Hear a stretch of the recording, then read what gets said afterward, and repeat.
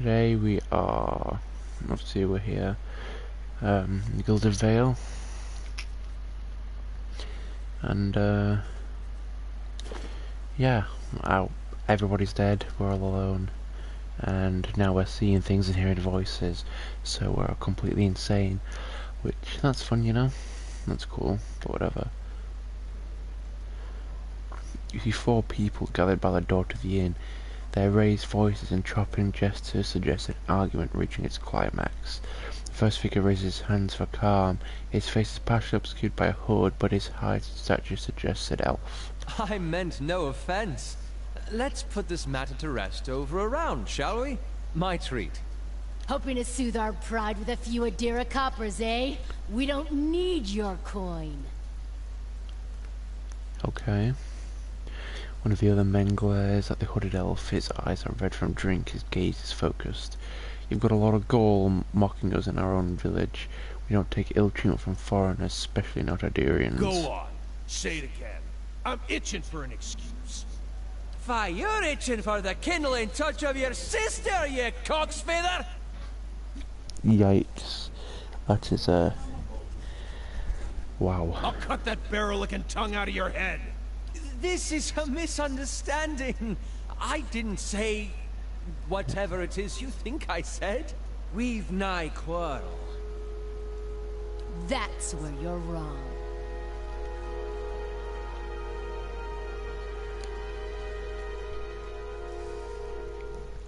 Perception 13, might 13, or intellect 14. So, threat and might, you have to deal with me, mate. Look, I've got fire for her. Do you really want to do this? Huh. They look at each other. One of the men gives the other 2 a warning shake of his head before turning to you. We're done for now. But this one better watch his step around here because we're not going anywhere.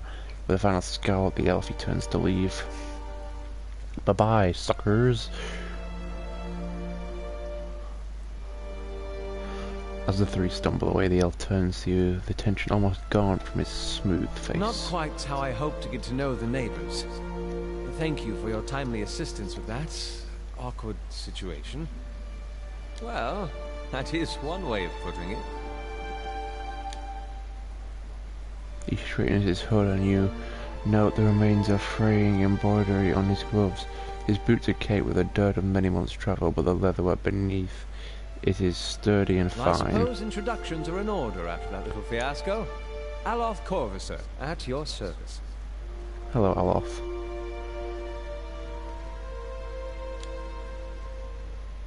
He laughs uncomfortably. That is something of a long story. I'm a wizard by training, and an adventurer by necessity.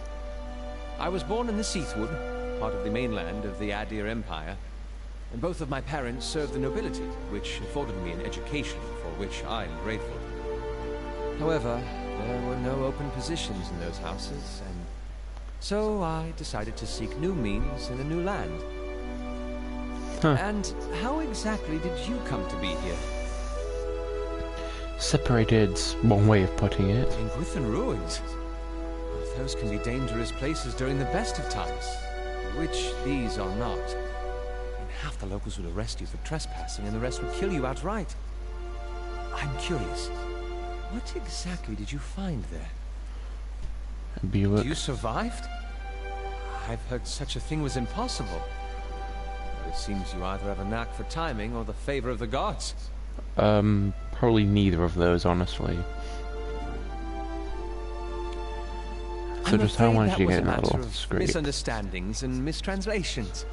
It doesn't help that people in these parts remember their war with Adir like it was yesterday. Well, they seem to take a lot of things very personally around here, it seems. So you can just be very blunt about it or a little careful. You made a lewd suggestion of regarding one of the aggressors and his own sister, or I see. Ah, that. He clears his throat and addresses his sleeves. As I tried to tell them, they misheard me. Happens all too easily after a few pints, and the accent doesn't help. I see. That accent that you don't have right now. I get it. For which I am grateful. Let's discuss something else, shall we? So what are you doing exactly? Excellent question. I came looking for fresh air and cheap land. Huh. Instead, the magistrate gave me directions to the inn and a story about the local lord's expectant wife. But I take it that's a familiar tale. I'm an expert on Indeed. souls. The local lord has searched far and wide for similar specialists. And he has rid himself of them almost as desperately. Huh. How unfortunate. You know, as if you look like a Begging settler, your my pardon, friend. but neither do you. Yet, circumstances can Touché. find a person in the strangest of places. I gotta get As going. should I, given recent events. It's just as well. I've had enough of the watered wine and lumpy beds at the inn. They say even the owner tired of the place. Just up and left one day. Wow. Explains quite a lot about the upkeep. Perhaps I could join you. I could use a change of scenery, and I find it's better to travel in numbers. As do I, my friend. Very well, let's go. Excellent. I shall follow you. And then, boom, one companion, just like that. And Alof. This guy, he's pretty good. If we go to character, so he's a second level wizard, wood elf. His skills are round out. He's got a lot of law, and that's about it. But the law's good actually for who he is, because obviously he uses spells mostly, and that gives him access to better spells, which is of course why it's high.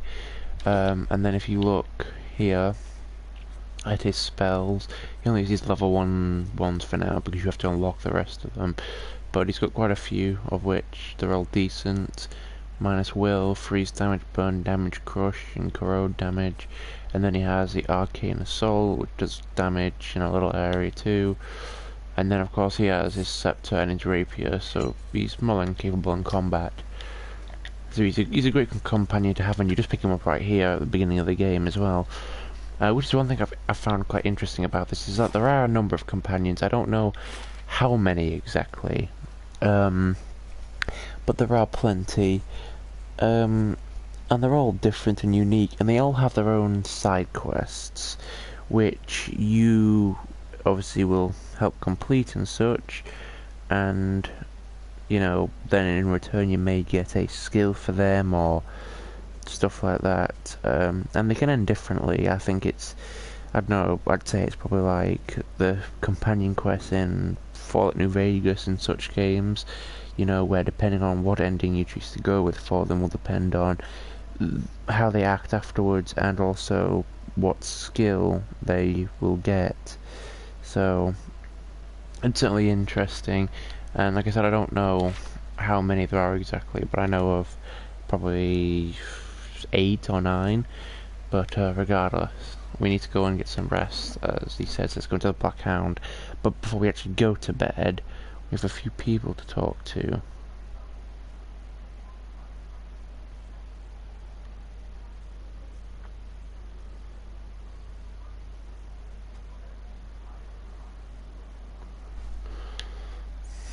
Nice little place. Good day, Oscar. stranger. Hello and welcome to the innkeeper looks up. Oh, it's you. Tenrith told us what you did for him. It's such a relief to have him back. I can't thank you enough. Consider yourself a favourite of the house. Discounts on drinks, rooms. Tenrith said he wanted to whip up something nice for you. He's already back to work in the kitchen. She laughs. So, what would you like? Farewell. Goodbye. What would you like? Goodbye. So we come back here and speak to him. He's right here. Alright, you, my saviour. He makes a sweeping gesture to indicate the kitchen around you. It's so good to be back. Do not think I will let this go unrewarded. I've decided you have earned the right to learn one of my most closely guarded secrets, my dearest recipe. After this you will eat nothing else. A savoury pie to keep you hale and hearty. May it serve you well in your travels.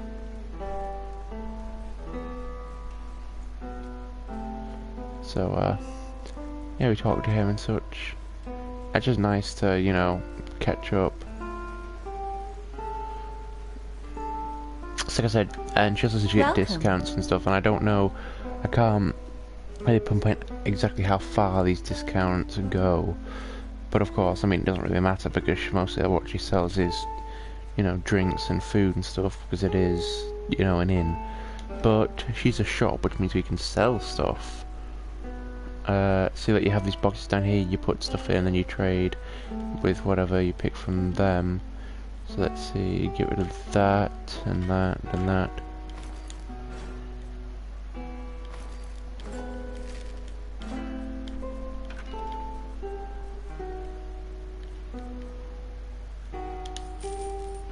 Get us some money. Well met, friend. And then I'd like a room, please. So yeah, this gets it down. I don't know by how much exactly, because I know the labourer's rest one's in like 150 or something like that, at least. So this actually does do a decent amount.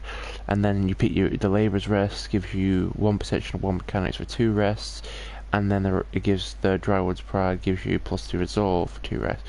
It's more expensive, it's presumably better, but the effect it'll have, I'm not entirely sure about, so I usually just go for Labourer's Rest.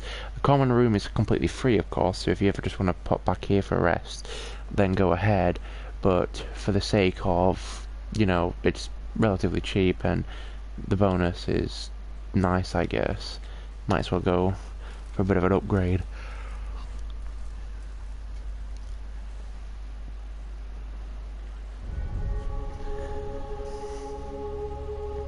Your sleep is restless and fevered, assaulted by hisses and whispers, blanketed with a suffocating anxiety. You open your eyes to awaken and find yourself in front of Gildedvale's gallows tree. The creaking of its ropes growing louder in your mind until the sound is deafening. Hanging from the tree is an old dwarf woman whose face has shriveled inward like mouldering fruit. Her head bangs limply to one side. As you look at her, she looms larger and larger in your mind until she is mere inches from your face. Suddenly her head snaps up and her eyes open, and they are empty, and behind there is a vast nothingness that makes your stomach drop. Her mouth slowly parts, and with a gust of rancid air she speaks a word. Watch her. You jolt away, the foul smell of the dwarf woman's breath still permeating your nostrils. Sweat runs down your face in thick droplets and your skin is soaked from head to toe. You remember the woman. You remember seeing her decaying face when you spoke with the magistrate. He called her an animancer. Though it fills you with a new, queasy apprehension, you feel a strange compulsion to see this woman once more. If only confirmed she is truly dead. Huh, ain't that nice? Okay, well, we can go now. Got a level up, that's nice.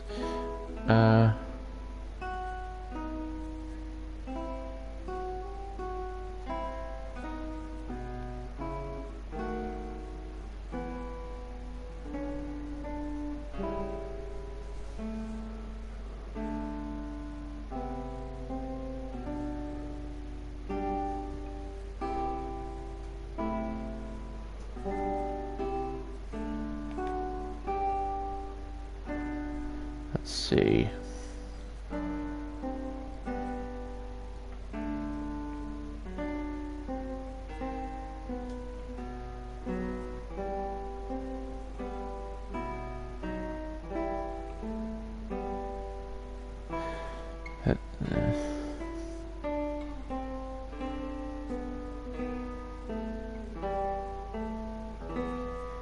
Blooded, I think, is probably best.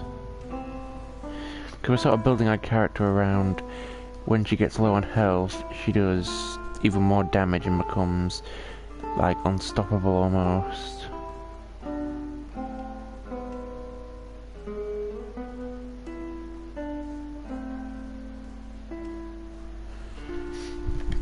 And then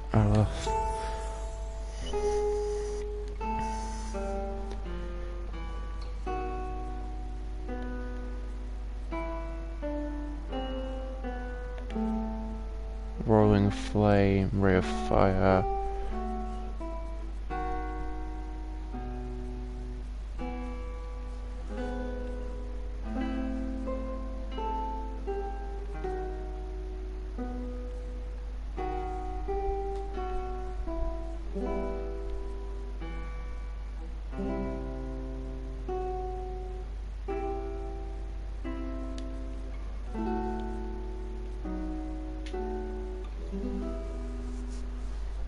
I'll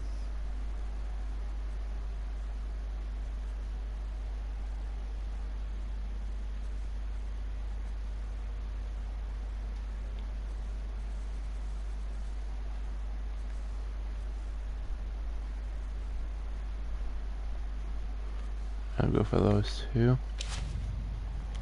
I think it's best to get AoE attacks and stuff, because if you get ones that just go in a line or whatever, then, you know, it can cause problems of you hitting your own people. And then single target attacks, obviously will do a lot of damage to a person, but it'll just be one person. So the AoE ones are probably your best bet for damaging groups of enemies and such, but, you know, you do what you will.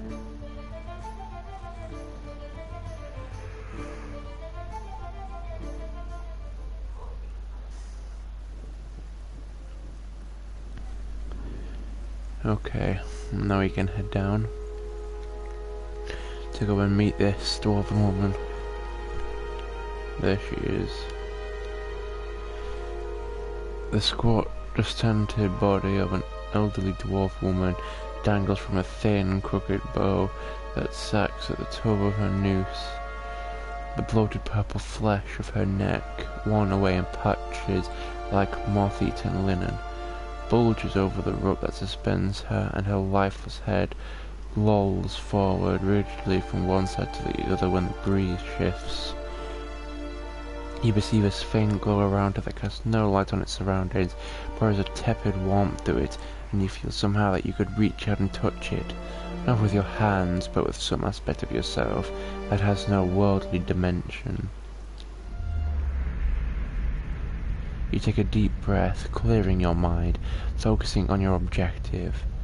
As you exhale, you feel yourself spreading out toward the hanging woman, perceiving all that lies between you and her with a new, unfamiliar awareness.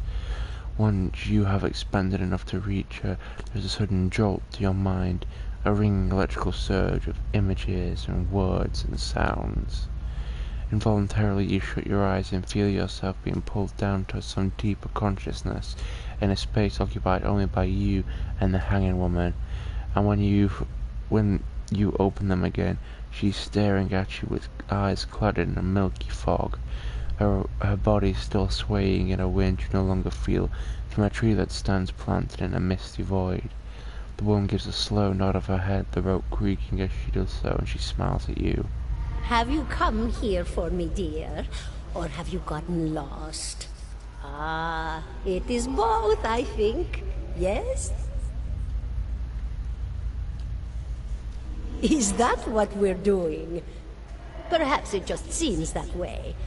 Perhaps it is the easiest way for your mind to make sense of it. I think it is a very good choice.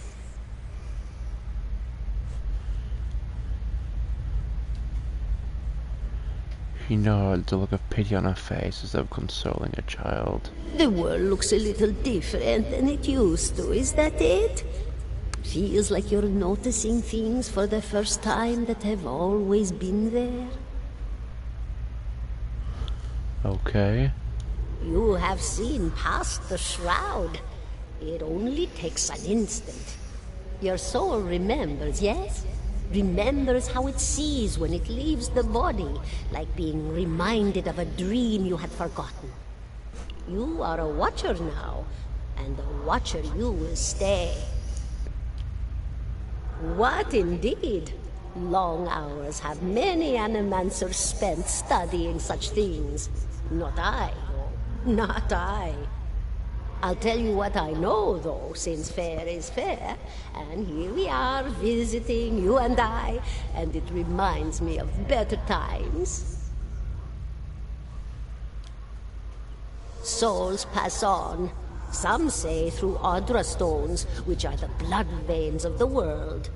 They leave the world for a time and are reborn into it, sometimes more than they were before, but usually less and seldom the same. For all souls there is a time where they do not live, yet have not passed on, and those souls roam the world, same as you or I, either leaving or lost. but no one sees them because they have forgotten how. A watcher sees, though, knows what to look for. And sometimes they know a person just by looking at them, know where they've been in ages past when their bodies were other bodies. See memories even their owner can't recall. A wonder to behold when all goes well. A wonder!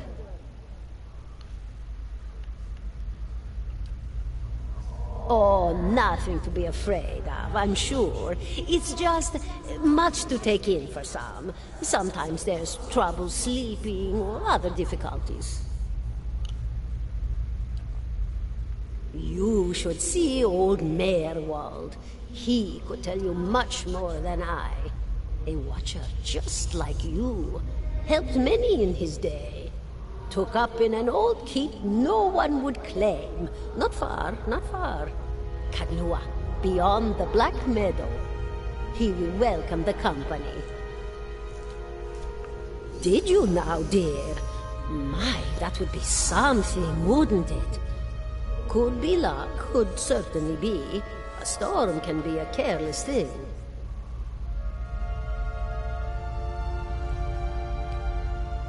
Or maybe it got its hands around your soul but couldn't pick it up. A soul can be heavy if it stayed in one piece through its time. Strong souls, we call them in the trade. Cold, I mean. Called them. Those days are all behind me now. Oh, yes. Entropy. Rimagan's work. We know little of why or how. We lose pieces of ourselves when we die, and pick up pieces of others when we are born again. But less than what we lost. We tried to stop it with the animantic sciences, but with little success. A very small few resist Rimergan's influence, and stay together through some force of defiance, at least for a time. But they all succumb eventually, I think. Me? I'll bore you to tears, though. And here I thought you'd come to visit me in particular. Caldara de Baranzi, of the Valian Royal Academy of Animantic Sciences. Not the greatest of their number, but I came here all the same because this was where help was needed.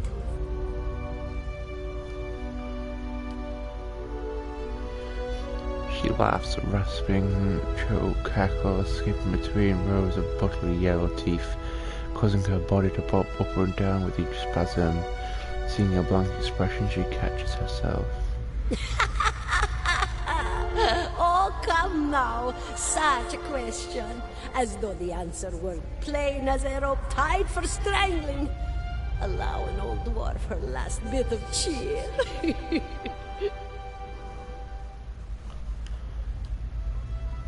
Well, I came where I was needed, didn't I?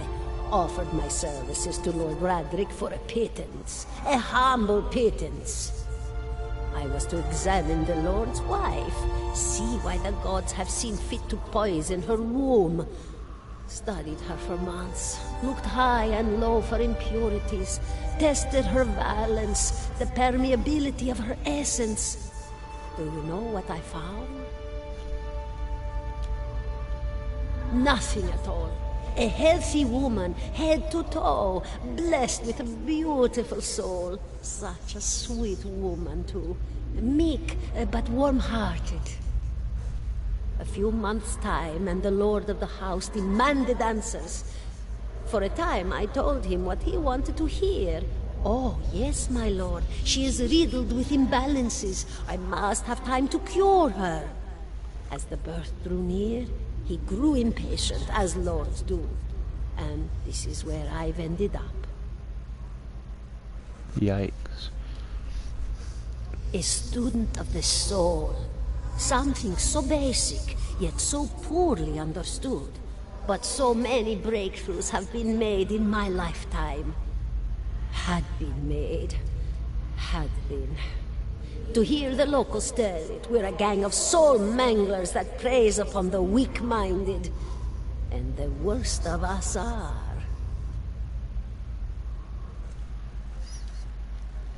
But the best of us, the best? Inspirations, miracle workers. My parents were soul twins, miserable before they met, empty inside. It was an Animancer who helped one find the other, turned their lives around. You wouldn't believe the stories. Amnesiacs helped to remember their lives. The suicidal brought back from the brink of oblivion. The elderly afforded extra moments to say their goodbyes. How soon we forget when we're afraid. It's a fascinating science. A fascinating time to be alive in a place like Deerwood that does not control the research, no? I love the Valian Republics for many things, but their recent caution will leave them behind, I fear.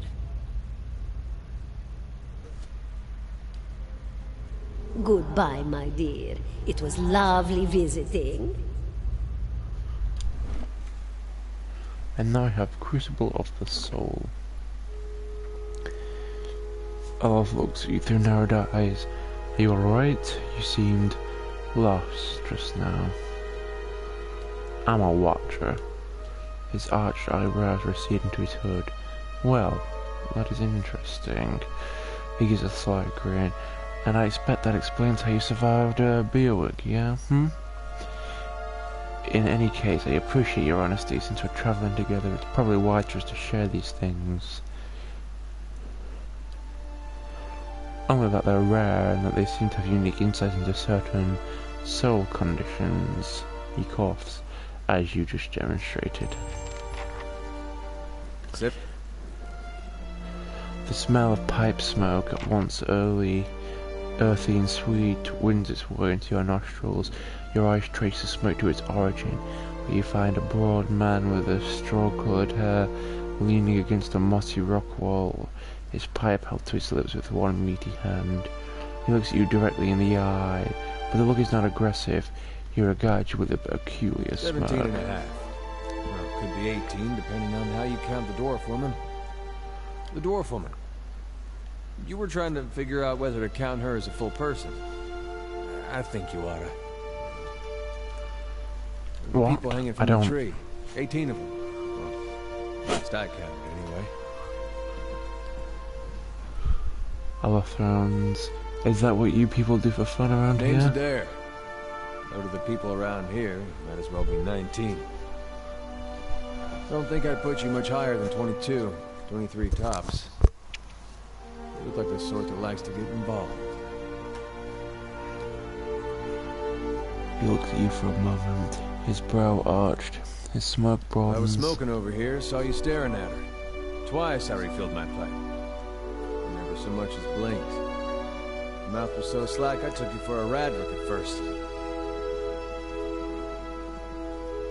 Careful, friend. Let's not use that word round here. There'll be any number of Radric bootlickers within earshot. Ciphers, Animancers, Watchers. Same thing in the eyes of folks around here, Radric especially. They come through these parts all the time with their cures, preying on the desperate. None of them are who they claim to be. Of course, seeing you with that funny look, I'd be halfway inclined to believe you were having some kind of communion with that dwarf. Either case, maybe I'm not 19 after all. No offense. So you think you're gonna be up in that tree soon? The town's had it in for me for a long time now. Only fella who ever stuck up for me, well, he's number 18 up there. My headman on the farm. Used to be my captain during the war. Why was he hanged? Got involved. Huh, they do that sometimes.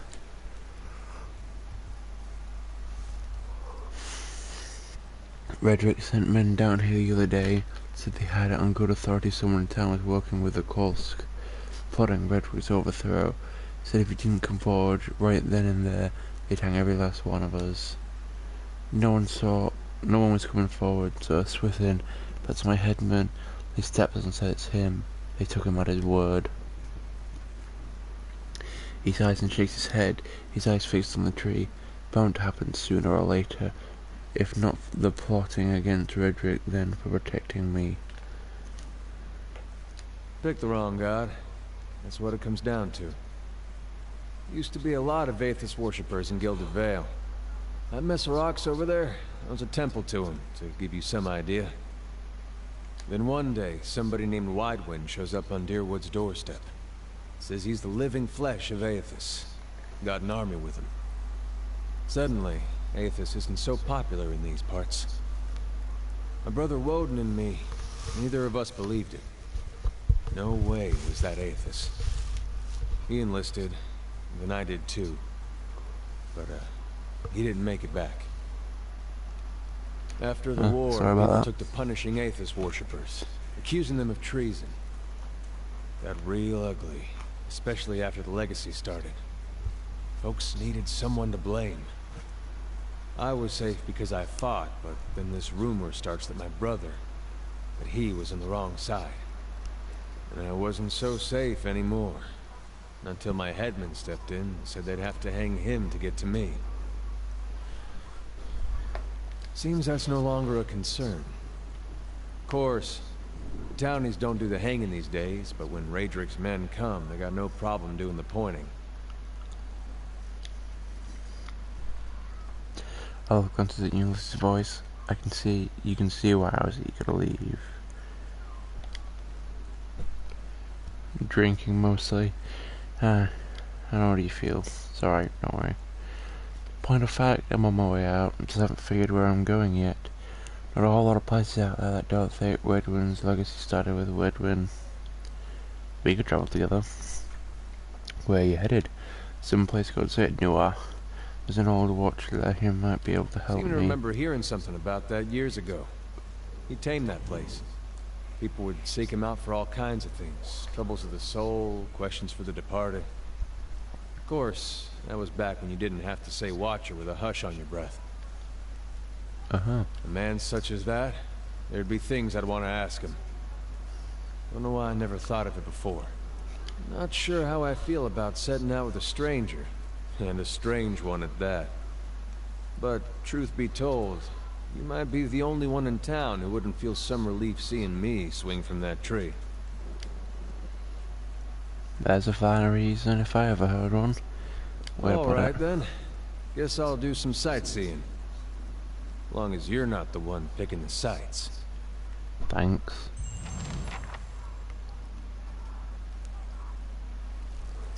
Don't worry, we won't spend all our time looking at dead people. Just most of it. I need to go down to the Temple of Aethys.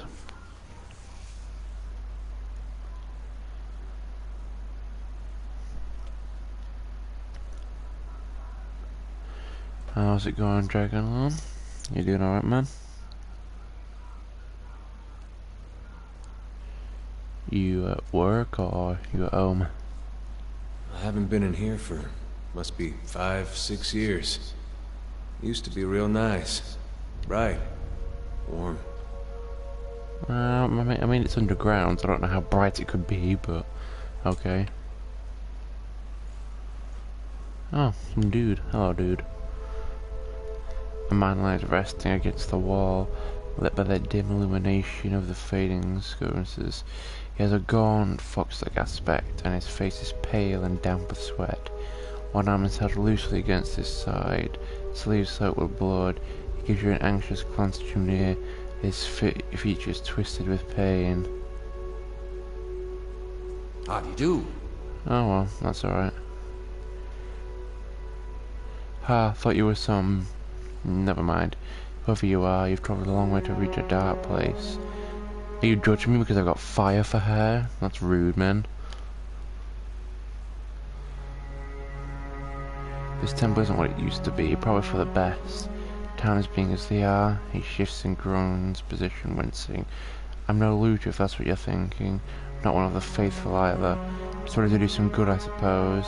Got my arm clawed up for it. He regards you wearily. Maybe you'd have better luck. Oh, well, I'm sure you'll enjoy playing it. Just my advice is, when it comes to character creation and such, just be very careful with what you build and such. Like, if you're going to build someone who does spells, then I suggest you focus on that and such. If you're doing barbarian or paladin or whatever fighter, then make sure you work around that, but also keep in mind that you will have other companions, so you should also try and work to their strengths and such, and watch your health too, because, like I said, your companions can die in this. It takes a while, but they're not invincible. They have a certain amount of health. They can only go down so many times before needing a rest, otherwise they'll die. So, you know, you don't want them to do that. The man points a finger upwards. These ruins around us used to be a temple of Aethos, the scattered god. A grand temple at that. His worshippers will come from all over the Dyrwood, from Redcrease even. Not so much for Redcrease these days. Until the war, of course. Even then, you get some of the stubborn ones, the ones that couldn't get it through their heads that their god was dead and gone. Okay, you're gonna give me a history lesson, I don't really need it. As you like, once the legacy started, Lord Redrick decided he'd been too lenient on the Aethosians. He had his people go in and put them all to the sword, left them down there buried under a heap of rock. Heretics or not, their death didn't stop the legacy, didn't do much of anything at all. They didn't deserve to go like that, chopped down in their god's home. If you can get down there, find their remains, maybe we can finally give them a proper burial. Woodden breathes out. No small task. There's coining it for you if you need motivating. I take it you're not supposed to be here. He laughs bleakly. Well, I'm meant to be in and out. Nice and quick. I'm not telling anyone, it's just Lord Redrick's forbidden anyone having anything to do with the scattered god. It'd be a little harder to explain to him than you. It's a good cause though, isn't it? And you could make some coin in the process. Very well. Then by the flame, great thanks. I owe you a good turn, but listen, the temple's been sealed off for so long it's crawling with creatures. But if you get past them, the priests would have been down the lower floor. They'll be there still, if they're anywhere. Those priests had all kinds of secret chambers, switches in the walls, tricks guns, that sort of thing. Keep an eye out and take care down there. I wouldn't have to send someone else after your remains. I'll wait here by the stairs and keep a lookout. Maybe try to patch myself up some. Alright, so now I just such a temple. Did I ever play Baldur's Gate? I played the first one. I've not played the second or the third. And I get what you mean about them being quite similar. I don't disagree. I'm not actually sure when this came out exactly, because this is like a remastered version for console and such. But I imagine that this first came out probably early 2000s, late 90s or such. So I honestly couldn't tell you whether this came first or Baldur's Gate came first. You'd have to look it up. But I do know about the resemblance, so yeah. But it all depends on which one came first. And this was worked on by Obsidian, so you know it's a good game when Obsidian has a part in its creation. Lavaru, be on seek! Will-O-Wisp destroyed them. Yeah, if you see down the bottom left, you can see our characters. They've got a green bar going down the left side. Now, every time they go down or take loads of damage and stuff, that will go down. And once it hits the bottom, when they go down, they're dead. It's over. You can just camp or rest or whatever, and that'll bring it back up again. But don't rush into a fight with it at the bottom, because they'll almost certainly die.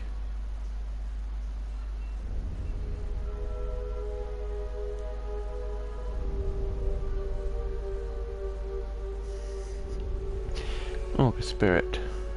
That's nice. Parchment. Well, it's good to know that, you know, that probably inspired this game some.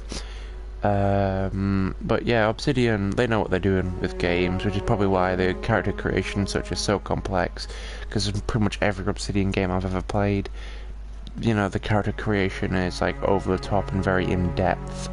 So, because like I said, it's sort of like Dungeons and Dragons in its character creation, in that there are not only different classes, but also different races, and then depending on your background, it can also affect what starting skills you have and such. So you can write your own narrative almost, and of course there are plenty of gaps, so feel free to make up your own sort of story as well, like how did she become, you know, a merchant or whatever, you know, what inspired her to do this exactly. So I mean, you're more than welcome to come up with your own stories as well, which is what I like, how you can make your character's background, but, you know, you only know so much, the rest of it is up to you to come up with, I suppose. The nearby crystals light the cracked mosaic floor in shades of orange, and at certain angles a metallic symbol beneath your feet gleams gold. As you look on, the air shimmers as if with summer heat. The very dust and air seem to pull together until a thin, glowing mist appears before you. In its rippling gleam you sometimes think you can see the ship of a man, features rendered in broad stroke of air and smoke. Yeah, I'm up for role-playing games and such. I do enjoy being able to create your own narrative for your character and such. Of course, the game has to stick to a story, so there's only so much you can make up. But things like Dungeons and Dragons, being able to make your own character, their own background and stuff, I do enjoy, because it lets your mind wander free and such. And of course, this you're limited in choice, you know, noble, merchant, settler, whatever, but it's still, there are many choices. It's not like a game where it's set, you are this, whether you like it or not, you are whatever. And depending on your race, depends also on your welcome in some places, like that guy, and then he first saw you, he thought you were something else, because you're godlike, you look strange, different, unusual, and you also can't wear headpieces either, which is like a unique mechanic. The game won't let you wear a piece of armor because of your race, because that race is so unusual that there isn't armor that they can really wear. Which, I mean, is understandable, because if you try putting a helmet on someone whose head is literally fire, it wouldn't go well, because the helmet would just heat up and maybe even melt, depending on how hot their hair is. Anyway, your voice spikes movement, the spirit surges with a sudden blazing light, and in the next moment you are somewhere else, your mind assailed with a sudden wave of fear and noise. You are in the chapter hall, priests and faithful have gathered in a great crowd, spilling into the hall, bodies press against you, surging forward to listen. Your own grief is mirrored in the faces around you, some of the initiates are weeping. Someone has snuffed the candles and the room is dark, save for the podium lit from behind. Two people stand before it, lit in silhouette. A man is shouting, voice so ragged with fear you cannot understand what he says, but the rectrix stands calm, unmoved. Her strength will see you all through these dark times. You feel that hope like a spark behind your ribs. Somewhere behind you, someone begins to sing. The spirit tears itself from you with sudden, dizzying force, and you find yourself back before the ruined altar, swaying.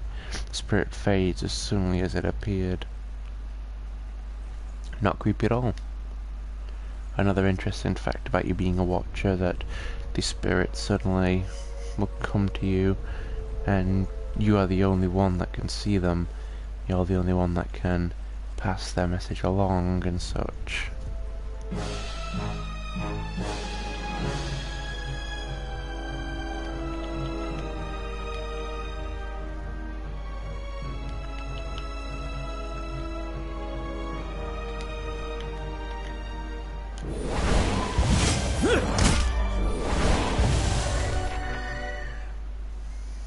Easy enough. Just loot everything, even the stuff that isn't of any value.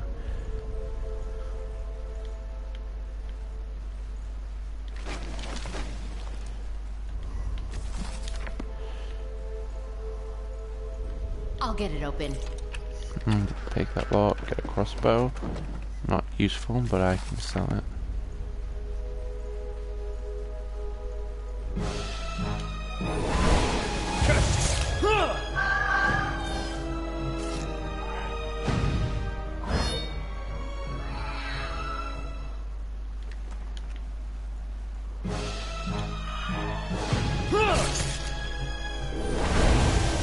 The one thing I would say is about the repetitiveness of the combat. You just get out of combat and then you're immediately back in.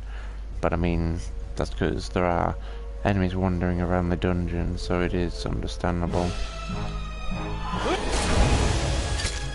And it also helps if they're all separated. You don't get overwhelmed. A haze fills the air, coalescing steadily into a blur of dust and mist. It gathers into the outline of what appears to be a dwarf, a shimmering echo that fades in and out of sight. But stronger than sight is the sense within you of a powerful energy. It roars and seethes with a grief that seems to spill into your own thoughts, tainting them until the sorrow is your own. Like a crashing wave, the energy surges towards you and into you, and suddenly you are elsewhere. Before you is a brightly lit stone corridor lined with torches and gleaming crystals. You're running, your footsteps echoing off the stone around you. You forgot to tie your sandals and they're slipping from your feet, fouling your steps. You're late again. The right's gonna begin without you. You hear the tolling of a bell, and your spirit lifts as you recognize the familiar warped tone of the right hand, representing the first of the dawn starts to appear in the night sky, and the last to fade in the dawn light. You pray fiercely that this is the first of the charms, and not the last. The lights fade, as does the memory, and that when your eyes clear, the spirit is gone. Ah, that's nice. Getting all these crazy visions, you know, seeing things. Let's go. Ow. Let's go. That crate was trapped. How unnecessary. Now we come to this puzzle. And my god. 3 bells hang from the stone protrusion that runs along this wall. Years of dust and grime coat the metal. There is one large bell at the center, flanked by 2 smaller ones. The bells appear to be fully intact. They are made of thick iron and look very heavy. There doesn't appear to be much out of the ordinary about them. Now there's an order to this, and if I remember correctly, it's right small bell, middle large bell. The bell sounds a strange warbling peal that grows to a painful shrillness before it diminishes to a mournful chime. You heave at the bell, and as it swings back in the other direction, the clapper strikes a low, powerful note against the heavy iron. You feel a ringing in your chest as it sounds through the ruined halls in a room to then the left smaller one. The bell tolls a high, piercing note of startling power. The tone echoes merrily through the halls until it seems that a dozen chirping notes ring through the temple, and then I think it's right smaller one again.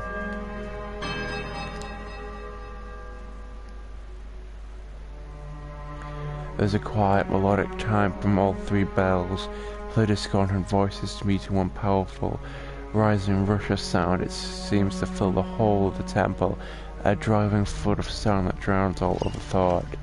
As the tolling fades, you hear a creak from the direction of the doors as the passage to the lower level swings open. Boom, there we go.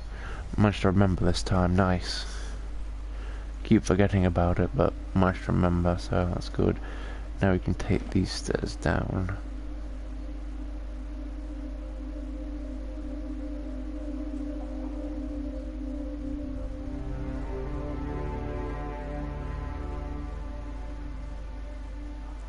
Man, my throat's getting dry from all the talking and reading out everything. Back.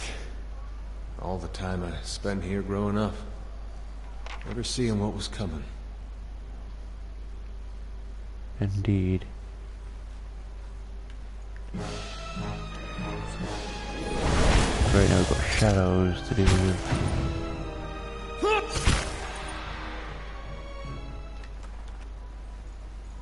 I hate shadows. These things are so annoying.